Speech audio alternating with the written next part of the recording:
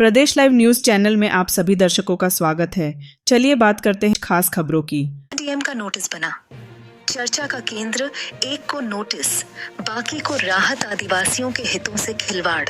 विगत दिनों झाबुआ एसडीएम द्वारा राइट रियल स्टेट के मालिक दिनेश चौहान को नवागांव स्थित कॉलोनी के संदर्भ में नोटिस दिया गया था, जिस पर जांच चल रही है। परंतु गंभीर विषय यह है कि झाबुआ राजस्व अनुभाग में लगभग 80 से 90 कॉलोनियां अवैध है। उनको छोड़कर सिर्फ एक ही कॉलोनी को नोटिस देना चर्चा का विषय बन गया है।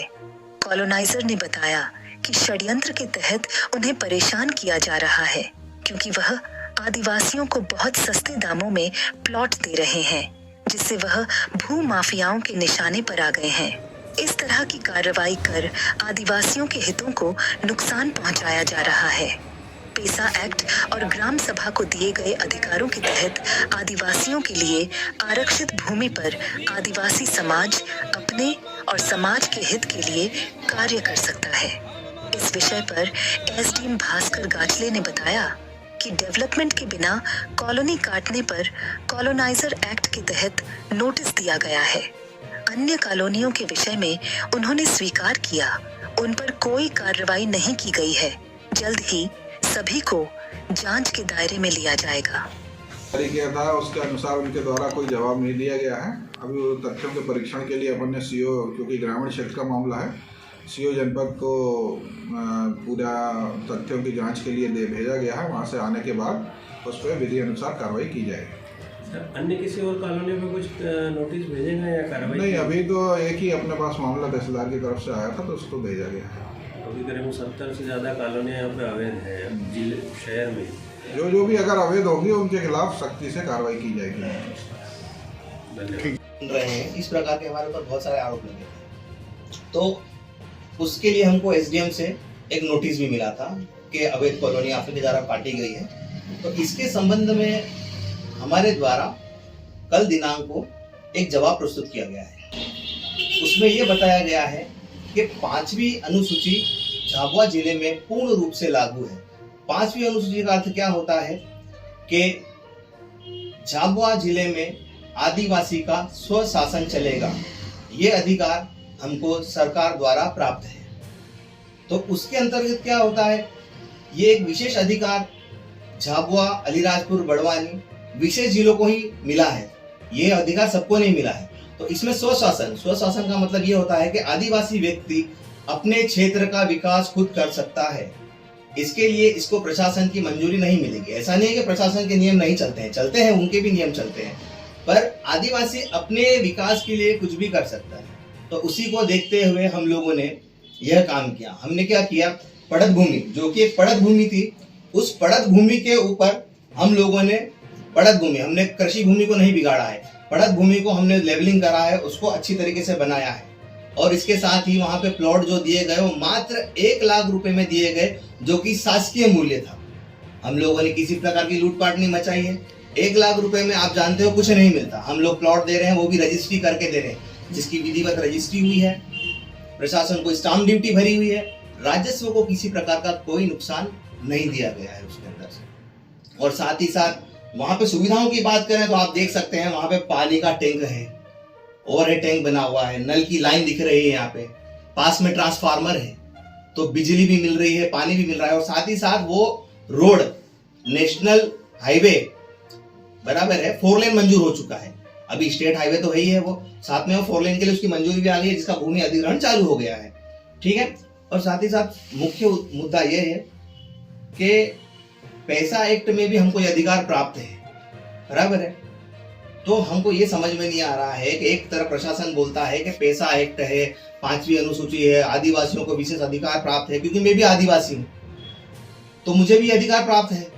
तो जब मैं आदिवासी हूँ, बेचने वाला एक आदिवासी है, खरीदने वाला एक आदिवासी है, तो प्रशासन हमको ये क्लियर कर दे कि ये 5वीं अनुसूची यहाँ पे लागू होती है या नहीं होती है, क्योंकि नियमों में तो लागू कर रखी है, तो भूमि पे क्यों नहीं लागू हो पाती है ये, जबकि सब जगह बोला जाता है कि जल जंगल जमीन पूरा हक है, पूरा अधिकार है।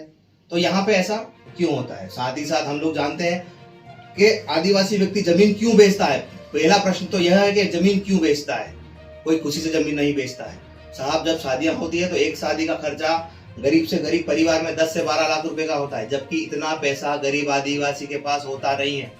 दो रास्ते होते हैं, या तो अपनी जमीन बेचे या उच्च दर पे जाके पैसा ले। अगर उच्च दर की बात करें तो 10 से 12% में गांव में पैसा दिया जाता है, मासिक 10% 12%, वार्षिक नहीं, बराबर है। तो उसको भरने के लिए वो सारी जिंदगी गुजरात, महाराष्ट्र, राजस्थान में उसको काम करना पड़ता है। या तो ये है कि वो अपनी जमीन बेचे, क्योंकि उसके पास पैसा तो है नहीं शादी करने के लिए, पर शादी तो करना ही है। दहेज, दापा, चांदी ये सब मिला के खर्चा बहुत काफी होता है, तो उसके पास कोई रास्ता नहीं है। तो अब ये कहते हैं कि भाई माफिया, हम जमीन खरीदते हैं आदिवासी, पर कैसी खरीदते हैं? बढ़त जमीन खरीदते हैं। हम खुद चाहते हैं कि नहीं, उस जमीन का उपयोग सही तरीके से हो, इसलिए ये सब कुछ किया गया। और ये किस लिए किया गया? ये बसाहट क्यों करेगी? भैया आज की तारीख में रहना बहुत मुश्किल है झाबुआ के अंदर। आप सब लोग जानते हैं कि किराया बहुत ज्यादा है यहाँ पे, तो आदिवासी व्यक्ति कैसे पढ़ाई कर पाएगा भाई? उसकी शिक्षा कैसे मिलेगी? हम लोग जानते हैं कि शिक्षा का स्तर कितना है।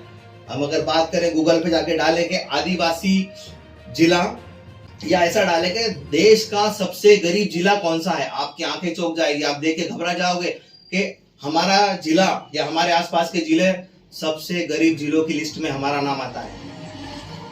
एक बार गूगल करेंगे तो आपको अपने आप ही मालूम पड़ जाएगा इस बारे में। तो इसमें तमाम दस्तावेजों की आय मुद्दत है, तमाम जो है कि दस्तावेज आपने बताए, जिस तरह की पड़त भूमि की आपने बात करी, उपजाऊ जमीन पर भी आपने व्यवस्थाएं दी है, पानी लाइन और ये सब तमाम तरह की व्यवस्था, और उसको कम कीमत में दे रहे। क्या ये वजह है कि जिस वजह से आपको भूमाफिया का नाम दिया जा रहा है? देखो, भूमाफिया इसलिए दिया जाएगा, जो देखो नाम खाली मेरा ही आ रहा है। पहली बात करें तो मैं अकेला ही हूँ। आप सब लोग जानते हैं कि मैं अकेला व्यवसाय कर रहा हूँ। सबको ऐसा ही लगता है कि झाबुआ जिला में जो झाबुआ क्षेत्र है उसमें मैं अकेला ही व्यवसाय कर रहा हूँ। कारण एक यही बता रहा हूँ मैं आपको। मेरा मुख्य मुद्दा ये होता है कि जब आदिवासी व्यक्ति जमीन बेच रहा है तो क्यों ना उसको अच्छा पैसा मिल जाए। भाई अगर 1-2 बीघा जमीन है, खरीदने वाले क्या बोलते हैं, भाई हम 2 लाख रुपए देंगे, 3 लाख रुपए देंगे। 1-2-3 लाख रुपए में वो उनकी पूरी की पूरी बीघा की बीघा जमीन खरीद लेते हैं। तो इसको हटाने के लिए हम ये सोचते हैं कि अगर वो जमीन बेच ही रहा है तो क्यों ना उसको एक बार अच्छा पैसा मिल जाए। तो हमने एक नीति निकाली है। उस नीति में हम लोग क्या बोलते हैं, आदिवासी व्यक्ति जो हमारे भाई हैं उनको हम लोग ये समझाते हैं कि एक काम करो, पूरी जमीन मत बेचो, भूखंड बेचो। और कौन सी बेचो? पड़त जमीन बेचो, जो है आपकी पर पड़त है, आप उसको बेचो। ताकि क्या होता है कि भूखंड बेचने में ज्यादा पैसा मिल जाता है और कम भूमि जाती है, ताकि उनकी भूमि का नुकसान भी नहीं होता है। इसमें प्रशासन की ओर से नोटिस मिला है आपको? हाँ, उसका जवाब भी आपने दिया है, पेश किया है। क्या जवाब था वो? इन शॉर्ट बताएं। इन शॉर्ट जवाब ये था कि आदिवासी क्षेत्रों में झाबुआ जिले को विशेष अधिकार प्राप्त है, जिसके अंतर्गत आदिवासी व्यक्ति अपने विकास के लिए कोई भी कदम उठा सकता है। ठीक है, जिसमें पैसा एक्ट 1996, जो कि अभी 2 साल पहले 2022 में लागू भी किया गया शिवराज सरकार के द्वारा। तो ये पैसा एक्ट है क्या? पैसा एक्ट ये बोलता है कि ग्रामीण व्यक्ति को सरकार की अनुमति की जरूरत नहीं है, वो जैसा चाहे वैसा अपने गांव में विकास कर सकता है। शिक्षा, स्वास्थ्य, किसी भी चीज को लेकर या और कोई भी चीजें हो उसको लेकर वो विकास कर सकता है। उसके लिए प्रशासन बाधित नहीं करेगा, वो उसके पूर्ण अधिकार में आता है। सीधी सी भाषा में बोला जाए तो स्वराज है। और एक तरफ स्वराज की बात करते हैं और एक तरफ हमारे पास ये नोटिस आते हैं। तो इसके लिए 5वीं अनुसूची का हवाला दिया गया और पैसा एक्ट का हवाला देते हुए जवाब पेश किया गया है।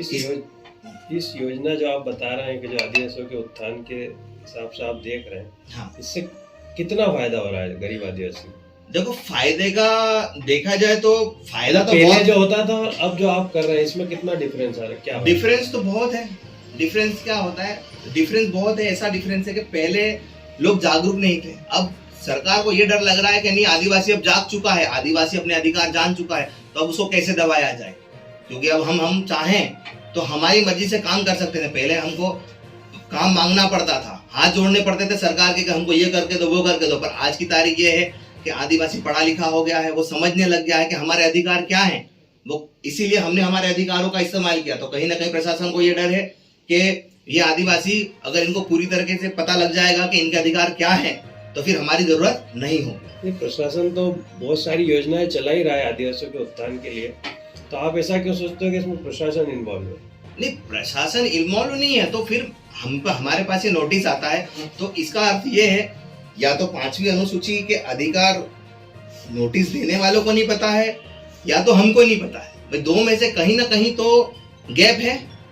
अगर उनको ये पता होता कि ये आदिवासी व्यक्ति है, ये आदिवासी को प्लॉट बेच रहा है, आदिवासी की जमीन के बारे में जो भी कुछ हो रहा है वो आदिवासी का ही हो रहा है, तो हमको नोटिस क्यों?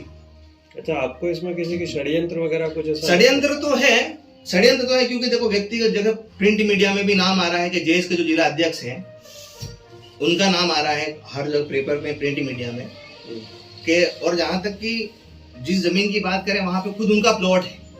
तो मुझे ये समझ में नहीं आ रहा है कि जब नवा गांव में उनने खुद एक मतलब उन्होंने खुद ने 1 लाख रुपए में प्लॉट उसी जमीन लिया। हाँ, उसी जमीन में उनका प्लॉट है। आप की फर्म रियल एस्टेट से? मेरी रियल एस्टेट से उनके पास में एक प्लॉट है। तो मुझे ये समझ में नहीं आ रहा कि जब उनको खुद ही उसका ये लाभ उठा रहे हैं और मुझे एक तरह भू माफिया बना रहे हैं। मैंने उनसे व्यक्तिगत जाके चर्चा भी करी पर उनके पास उचित जवाब नहीं मिल वो पाया। आदिवासी स्वयं भी आदिवासी है तो वो ऐसा क्यों कर रहा है, आपको क्या लगता है? देखो, उसके पीछे बहुत से कारण हो सकते हैं, बहुत से कारण है। उसमें अपन कैसे बताएं, या तो हो सकता है कि उनको आदिवासी के अधिकारों के बारे में पता नहीं है, 5वीं अनुसूची के बारे में पता नहीं है, बराबर, या तो हो सकता है उनको पेशा एक्ट के बारे में पता नहीं है, या तो फिर कोई और बात होगी जो उनको चुभ रही होगी। आपसे कभी चर्चा हुई उस बारे में? मेरे से चर्चा मैंने करी थी और एक कुछ पुराने वाक्य भी रहे हैं, पर मुझे नहीं लगता कि उनसे इस चीज का कोई लेना देना होगा। आपसी में कोई रंजिश नहीं रही, कोई रंजिश नहीं, कोई दुश्मनी नहीं, ऐसा कुछ भी नहीं है। पर मुझे ये लगता, मैं उनके लिए मतलब क्या बोलूं, कुछ समझ में नहीं आता है कि आदिवासी नेता होते हुए, जिला अध्यक्ष होते हुए, वो आदिवासी के खिलाफ जो कि उसके हक अधिकार की लड़ाई जब उनको लड़नी चाहिए और उल्टा वो आदिवासी व्यक्ति को ही भूमाफिया बता रहे हैं। तो अब समझ में ये नहीं आ रहा है कि किसको दोष दिया जाए, क्योंकि उन्होंने ये मुद्दा कलेक्टर को पेश किया, उन्होंने ये मुद्दा तहसील को पेश किया, उन्होंने ये मुद्दा एसडीएम को पेश किया और प्रिंट मीडिया व्हाट्सएप पे सब जगह वही डाल रहे हैं। मैंने व्यक्तिगत जाके चर्चा भी करता हूं, पर कहीं ना कहीं कुछ ना कुछ गलत तो हो रहा है। मेरे खिलाफ षड्यंत्र करने वाले वही हैं जो ये चाहते हैं कि गरीब आदिवासी व्यक्ति ऊपर ना आ सके, उनको इतनी कम कीमत में प्लॉट नहीं मिल सके। आप प्रशासन से कुछ मांग कर सकते? प्रशासन से एक ही मांग है कि जब गरीब आदिवासी शिक्षा के लिए शहर के पास में अगर बसाहट करना चाह रहा है, क्योंकि शहर में रहना बहुत काफी महंगा होता जा रहा है, जबकि गरीब मतलब जो अपन बोले कि गरीबी की जो दर है, जिसको हम लोग हमारी भाषा में क्या बोलते हैं, पॉवर्टी लाइन बोलते हैं अपन उसको, गरीबी रेखा के नीचे का जीवन, आधे से ज्यादा जिला गरीबी रेखा के नीचे जीवन यापन कर रहा है। ठीक है, पेपर में बताते हैं कि 60% लोग पलायन कर गए हैं, बाकी वास्तविकता में उसकी कोई गिनती नहीं है। अगर मैं बताऊं तो 80% से ज्यादा लोग झाबुआ से पलायन कर चुके हैं। झाबुआ में काम नहीं है, उसका मुख्य कारण क्या है कि शिक्षा का अभाव, शिक्षा नहीं है।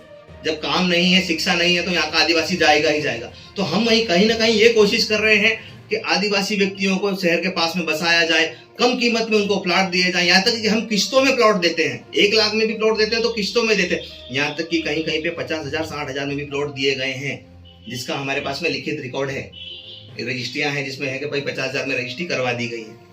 इसमें हम किसी तरह का षड्यंत्र नहीं रचते हैं, न ही किसी से कोई ऐसा नहीं बताते हैं कि देखो कि ये शासकीय मूल्य है तो ये अलग दे दो, ऊपर का पैसा अलग दे दो, ऐसा कुछ भी नहीं है। क्योंकि शिकायतकर्ता ने खुद प्लॉट लिया है तो शिकायतकर्ता खुद इस बात को स्पष्ट कर सकते हैं कि मैंने कितने में लिया है। अच्छा, ये नोटिस जो आया है आपके पास प्रशासन का, प्रशासन का जो नोटिस आया है, हाँ, क्या मेंशन किया हुआ उसके अंदर? उसमें यह मेंशन किया गया है कि आपने असंवैधानिक रूप से कॉलोनी काटी गई है, जिसमें आपने 27 प्लॉटों की बिक्री की गई है, जिसमें आपने किसी प्रकार की कोई सुविधा नहीं दी गई है। आपको मैं बता दूं कि अगर ये सुविधा चलो मैं कर भी देता, मेरी company right real estate company अगर ये सुविधा कर भी सकती थी, सक्षम थी, ऐसा नहीं है कि नहीं कर सकती, कर भी देती, तो इतना डेवलपमेंट का पैसा क्या आदिवासी व्यक्ति उठा पाता? वो 1 लाख में भी तो प्लॉट वो किस्तों में ले रहा है, वही प्लॉट उसको 20 से 25 लाख में मिलता डेवलपमेंट के बाद। और आपको मैंने पहले ही बताया कि गरीबी रेखा के नीचे जीवन चल रहा है, 80% से ज्यादा लोग तो यहाँ से पलायन कर गए हैं। तो उस स्थिति में आप क्या सोचते हैं, क्या आदिवासी व्यक्ति 25 लाख रुपए दे सकता है? कभी नहीं, संभव ही नहीं। तो उसको ध्यान में रखते हुए हम लोगों ने मूलभूत सुविधा दी है, वहां पे 20 फीट का रोड दिया है और वहां पे पानी की सुविधा है। मैं नहीं कह रहा हूं कि वो मैंने करी है, पर हाँ, ओवरहेड टैंक जमीन के अंदर है, नल की लाइन अंदर है, पास में ट्रांसफार्मर है, शासकीय रोड सामने है। और ये जो भूमि है, जैसा कि देखा जाए, ये आप देख सकते हैं, ये जो भूमि है वो रोड से सटी हुई है। जो ये 4 लाइन बनने वाला है रोड से सटी हुई है, मतलब यहाँ जाना सुगम है। मतलब कोई ऐसा नहीं है कि बहुत जंगल के अंदर दे दिया और जा नहीं सकते हैं। यहाँ पास में ट्रांसफार्मर भी है, डीपी है, मतलब सॉरी ट्रांसफार्मर जो गांव की भाषा में डीपी बोला जाता है वो है पास में, तो वहां से बिजली मिल जाएगी। तो जबकि उनको बिजली मिल रही है, पानी मिल रहा है, आवागमन के लिए उनके पास में रोड है, तो मेरे हिसाब से आदिवासी व्यक्ति को इतनी सुविधाओं के बाद और इतनी कम कीमत में अगर प्लॉट मिला जाता है तो शायद इसके लिए तो प्रशासन को शाबाशी देना चाहिए, ना कि नोटिस भेजना चाहिए।